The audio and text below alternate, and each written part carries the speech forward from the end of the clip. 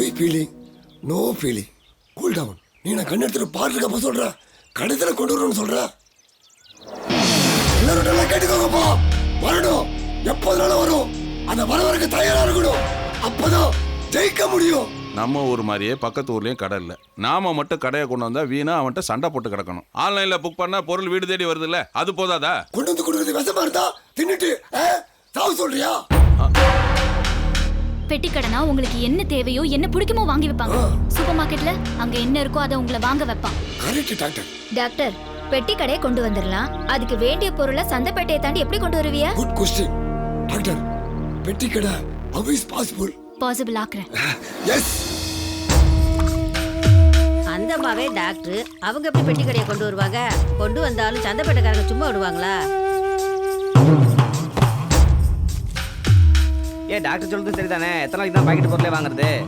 மறுபடியும் பெட்டி கடையால வெட்டு குத்தி ஏதோ ஆகாம பாத்துக்க சாமி. ஏலே, இனி எதுவும் பிரச்சனைனா இந்த ஊர்ல தலை போகாது. அவனுங்க தலை தான் போய் ஆகணும். ஆமா.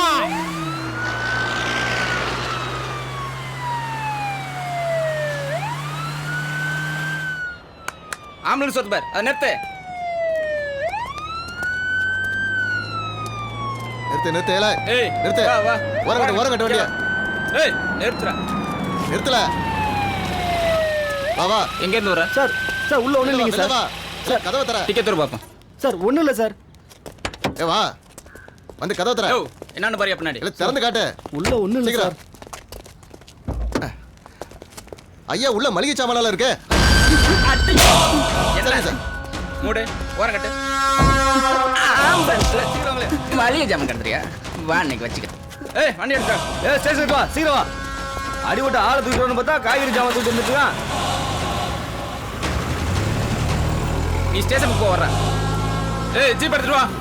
வாக்கிங் போகும்போது பைக்ல வந்து செயினை அத்துட்டு போயிட்டானுவ சார். நீங்க தான் எப்படியாவது கண்டுபிடிச்சு கொடுக்கணும். எங்க அம்மா ஆசையா வாங்கி கொடுத்தா. நிறுத்துமா. எந்த ஏரியா? ராமசாமி நகர் சார்.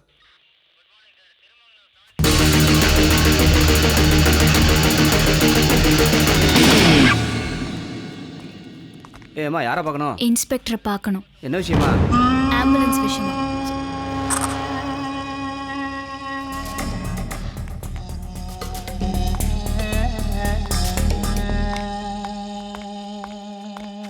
இன்ஸ்பெக்டரை பார்க்கணும். உட்காருங்க. என்ன வேணும்? நான் டாக்டர். ஆம்புலன்ஸ் கேஸ் அதை ஓ, பத்தி. நீந்தானா? ஆம்புலன்ஸ்ல மளிகை ஜாமான் கடத்துற. உங்க அப்பா வாங்கி கொடுத்ததா? இல்ல. அப்போ உங்க அப்பா வாங்கி கொடுத்ததா? கல்யாணத்தப்போ வாங்கி கொடுத்தாங்க சார். என்னடா கஷ்டம்? சார் பொண்டாட்டி நகையை காணோன்னு கம்ப்ளைண்ட் கொடுக்க வந்தா இப்படி அடிக்கிறீங்க? பொண்டாட்டிக்கு நகையை வாங்கி போட்டு ஊர்வலம் அழைச்சிட்டு போறது, அப்புறம் நகையை காணும் காணுட்டு இங்கே வந்து நிற்க தொலைச்சு பிளந்துருச்சு. பொண்டாட்டிக்கு நகை போட்டு அழகு பார்க்கணும், வீட்டில் பூட்டி வச்சு அழகு பாரு. யோ ஏட்டே சார், ஏதாவது சேட் நகர் இருந்தா கொடுத்து அனுப்பியா? இல்ல சார், எனக்கு என் நகை தான் வேணும். ஏய் என்ன கொடுக்குறாங்களோ வாங்கிட்டு போயிரு, கொன்னுடுவேன். யோ என்னையா அந்த பொம்பளை இன்ஸ்பெக்டர் இந்த போட்டு போடுறா? அரசாங்க டாக்டருங்கிற திமிரு. இங்க பாரு, வேணா சொல்லு, ஆன்லைன் கார்ட்ட சொல்லி உனக்கு ஒரு கடை போட்டு தர்றேன். அதுக்கு தான் ஆம்புலன்ஸை பிடிச்சிங்களா? அதுக்கு உங்களுக்கு யார் ரைட்ஸ் கொடுத்தது? கண்ட இடத்துல கை நீட்டுற மாதிரி எல்லாத்துலயும் மூக்க நுழைக்காதீங்க. அத மாதிரி நீ நடந்துக்கணும். ஊசி போட வந்தமா ஊரை பக்கம் போகாம இருக்கணும். அதை விட்டுட்டு கடை வைக்கிற மாங்காய் வைக்கிறேன்னா கொன்னே விடும் கொன்னு. அதுல உங்களுக்கு என்ன சார் ப்ராப்ளம்? ப்ராப்ளம் எனக்கு இல்ல, உனக்கு தான். எனக்கு என் டிபார்ட்மெண்ட் இருக்கு. ஆம்புலன்ஸை விடுங்க. டிபார்ட்மெண்டா? ஓன் டிபார்ட்மெண்ட்ல இருந்து உன்னை டிஸ்மிஸ் பண்ண வைக்கிறேன். அதை தவிர உன்னால வேற என்ன செய்ய முடியும்? அதை கூட நீ செய்யலன்னு வையேன், கை நீட்டி காசு வாங்குறியே, அவனே உன் யூனிஃபார்மை கட்டிடுவான். நான் ஆம்புலன்ஸ் எடுத்துட்டு போறேன், உன்னால முடிஞ்சதை பார்த்து. டிரைவர் வாங்க. ஐயோ என்ன அழகா இருக்கு. நம்ம நியூன் மாதிரியே இருக்காளே. யோ எங்க ஓட்டை பத்தில ஓடி ஓடி பாக்குறியா? அப்படி என்னத பார்த்தான் கலவா? எங்கேயோ இருந்து வந்த டாக்டர் நம்ம ஊர்ல பெட்டி கடையிலன்னு நமக்காக போராடும் போது நீங்க என்னடா பாம்பு மாதிரி பின்னிட்டு ரொமான்ஸா பண்றீங்க? போங்கடா போய் போராட போங்க. ஸோ பிள்ளையார்பட்டிக்கு பெட்டிக்கடை வேணும். ஆமா சார். அந்த ஊர் ரெட் மார்க்ல இருக்கு, தெரியுமா? தெரியும் சார். ரெட் மார்க்குங்கிறது தீண்டாமை சுவரை விட ஆபத்தானது. எப்படி சொல்றீங்க? தீண்டாமை சுவருங்கிறது ஒரு ஜாதிக்காரங்களை மட்டும் ஒதுக்கி வச்சது. ஆனா இங்க ஒட்டுமொத்த ஜாதியுமே ஒதுக்கி வச்சிருக்கு. அதுக்காக ஜாதியை ஒழிச்சிட முடியும் நம்புறீங்களா? ஜாதி ஒழிக்க முடியாது சார். ஜாதியில இருக்கிற ஏற்றத்தாழ்வை ஒழிக்கலாம்ல. ஒரு சாதாரண பெட்டி கடையை ஜாதியோட ஒப்பிடுறீங்க? இது சாதாரண பெட்டி கடை இல்ல சார், இந்திய கிராமங்களோட பேக் போன். பெட்டி கடைக்காரங்களுக்கு தான் சார் தெரியும் ஊர்க்காரங்களுக்கு என்ன தேவை, என்ன பிடிக்கும்னு. அதனால தான் பிள்ளையார் பெட்டிக்காரங்க ஆன்லைன் ஃபுட், பேக்கெட் ஃபுட் இதெல்லாம் தவிர்க்க பார்க்குறாங்க. அது மட்டும் இல்லை, இதனால சுகர், கேன்சர் மட்டும் இல்லாமல் பேர் தெரியாத நிறைய வியாதிகள் வருது சார். சரி, நீங்க சொல்ற இந்த வியாதி எல்லாம் ஆல்ரெடி எல்லா ஊர்லயும் இருக்கேம்மா. இதை ஒழிக்க தான் பிள்ளையார் பெட்டிக்காரங்க பெட்டிக்கடை வேணும்னு கேட்குறாங்க சார். இன்னைக்கு தாய் முளைப்பாலே மடியிலிருந்து கறந்த கொஞ்ச நேரத்திலேயே கெட்டு போக ஆரம்பிச்சிருது. ஆனா 6 மாசம் ஆனாலும் கெடாதுன்னு மாட்டுப்பாலை விற்கிறாங்க. அதுக்கு தாமா ஃப்ரிட்ஜ் எல்லாம் கண்டுபிடிச்சிருக்காங்க. ஃப்ரிட்ஜில் பணத்தை வைக்க முடியும் சார், மனுஷங்களை வைக்க முடியுமா? இந்த மாதிரி உயிர் சத்து உள்ள எது வச்சாலும் செத்து போயிடும் சார். நீங்க சொல்றதெல்லாம் சரிதான். ஆனா இதெல்லாம் 91வது வருஷத்துக்கு முன்னாடி உலக வர்த்தக ஒப்பந்தத்துல நம்ம மந்திரிங்க கையெழுத்து போடும்போது யோசிச்சிருக்கணும். அன்னைக்கு 10 பேர் எதிர்த்து கோஷம் போட்டாங்க, 90 அறிவாளிங்க ஆதரவு தெரிவிச்சாங்க. ஏன் நம்ம கூட 100% சப்போர்ட் பண்ணோம். ஆனா இப்பதான் தெரியுது யார் முட்டாள் யார் அறிவாளின்னு. இதை மாத்தணும் சார். நீ என்ன தீவிரவாதியா இல்ல வளர்ச்சிக்கு எதிராக கோஷம் போடுற நக்சலா? மாத்தணும்னு நினைச்சா இந்த அரசியல்வாதிங்க இப்படித்தான் நம்மளை காயின் பண்ணுவாங்க. இதை மாத்தினா எதிர்கால தலைமுறையே உங்களை வாழ்த்தும் சார். நாம தான் விஷத்தை சாப்பிடுறோம். நெக்ஸ்ட் ஜென்ரேஷன் ஆகுது நல்ல சாப்பாடு சாப்பிட்டோம் சார். பெட்டிக்கடை வைக்க உத்தரவு போடுங்க சார். கண்டிப்பா. ஆனா இதெல்லாம் இன்னைக்கே சைன் பண்ணி நாளைக்கே கடை வச்சு நாளானிக்கே மாத்திர முடியாதுமா. ஏற்கனவே இது சம்பந்தமா அந்த ஊர்ல ஒரு மர்டர் கூட நடந்திருக்கு. உனக்கும் அது மாதிரி ஆபத்துக்கள்லாம் வரலாம். அதுல இருந்தெல்லாம் நம்மளை பாதுகாத்துக்கணும்னா நீங்க உங்க ஊர் மக்களை எல்லாம் ஒன்னா திரட்டி அவங்களுக்கு நல்லது எது கெட்டது எதுன்னு புரிய வச்சு போராடணும். அதுக்கு நிச்சயமா என் சப்போர்ட் உண்டு. ஆனா கரெக்டா இல்ல. Wish you all the best.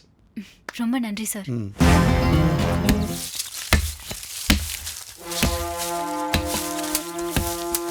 ஒரு பள்ளத்துல விழுந்த யானைக்குட்டி முயற்சி பண்ணி மேல வந்ததை நீங்க சோஷியல் மீடியால பாத்துருக்கலாம். 5 அறிவுள்ள ஜீவனே முயற்சிக்கும் போது 6 அறிவுள்ள நாம ஒன்னா நிக்க மாட்டேங்கிறோம். நம்ம எல்லாரும் சேர்ந்து ஒன்று கூடுவோம், உரிமை மீட்போம். எல்லா ஊர்லயும் போய் போராட்டத்துக்கு ஆளை கூப்பிடுமா. உன் நல்ல குணத்துக்கு ஊரே உன் பின்னாடி நிக்கும். வர்ற கோவத்துக்கு சூழ்ச்சி பண்ற அந்த கும்பலையும் அதுக்கு துணை போற அந்த அரசியல்வாதியும் வெட்டணும் போல இருக்கு. சட்டத்துக்கு முரணா பண்ணா 1/2 மணி நேரம் ஆவாது நம்மள கலைக்க. அதுக்கப்புறம் 50 வருஷத்துக்கு போராடுற எண்ணமே வராம பண்ணிடுவாங்க. இங்க ஒண்ணுதான் இருக்கு, அறவழி போராட்டம். அறவழி போராட்டம் பண்றதுக்கு அவனும் காந்தி இல்ல. அவன் காந்தி இல்லனா என்ன, நீங்க காந்தியா மாறுங்க. மார்க்கெட் வந்தப்போ எல்லா பொருளும் ஒரே இடத்துல கிடைக்குதுன்னு சந்தோஷப்பட்டோம். நம்ம ஊர்ல விளையிற பொருட்களை ஒதுக்கிட்டு வெளிநாட்டு பொருள் இங்க கிடைக்குதுன்னு வாங்கி சாப்பிட்டோம். அதனாலதான் நம்ம உடம்புல இருக்கக்கூடிய ஒரு உறுப்பும் அழுகிக்கிட்டே வருது. மனுஷன் ஒன்னு போட்டு மண்புழு சாகடிச்சான். மண்புழு சாகும் போது சொல்லிச்சு, நான் முன்னாடி போறேன், நீங்க எல்லாம் பின்னாடி வருவீங்க. மனுஷனை பார்த்து அடிமைகள் அடிமையில தான் இருக்கணும். அதுதான் எங்களை போன்றவர்களுக்கு பாதுகாப்பு. சார், நாங்கள் டியூட்டியில் இருக்கும்போதும் சரி, ரிட்டையர்டு ஆனதுக்கு அப்புறமும் சரி, நீங்கள் தான் காசு கொடுத்து காப்பாத்துறீங்க. நாங்கள் ரொம்ப நேர்மையாக இருப்போம் சார். ஒட்டுமொத்த உடம்புக்கும் ஒரு வைத்தியம் இருந்தான். அவன் நம்ம உடம்புக்கு ஏதோ வராம பாத்துக்கிட்டான்.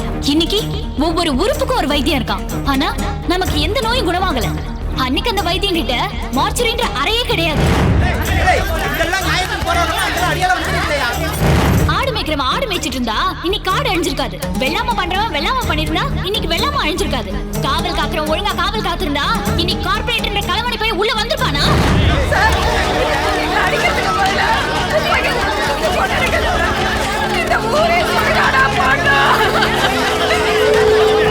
வாழை இலையை கழுவி சாப்பிட்ட சமூகம் நாம.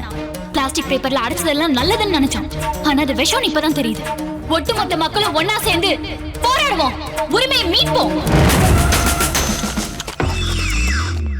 சார், இந்த பப்ளிக்கெல்லாம் அடிச்சு விரட்டிடலாம். இந்த மீடியாக்காரங்க தொல்லை தான் தாங்க முடியல. ஆமா சார். லேடிஸ் இருக்கா? லேடிஸ் இல்லாத மீடியாவா? செஞ்சு விடியா.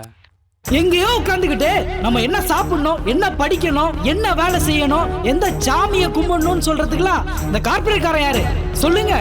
உலகத்திலே அறிவியல், மருத்துவம், போக்குவரத்துல தலை சிறந்த நாம இன்னைக்கு போக்கு இல்லாம இருக்கும்.